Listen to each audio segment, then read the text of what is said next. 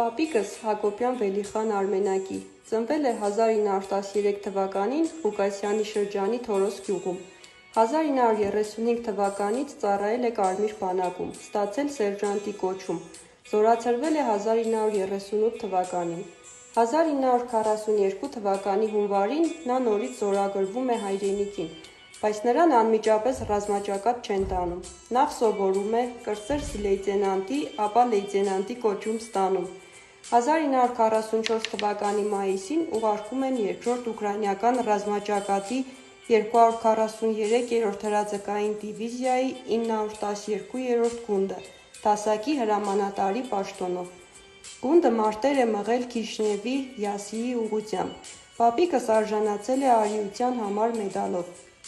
Նա մասնակցել է այրոնահեղ շատ մարտերի, Դանուբի գետանցմանը, որի համար արժանացել է մարտական ծառայությունների համար մեդալի,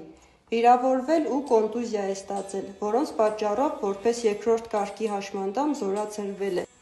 Զորացրվելուց հետո ակտիվ աշխատանքային գործունեություն է ծավալել, պատասխանատու տարբեր պաշտոններ է վարել, որի վկայությունն են ստացված մեդալներն ու պատվոգրերը։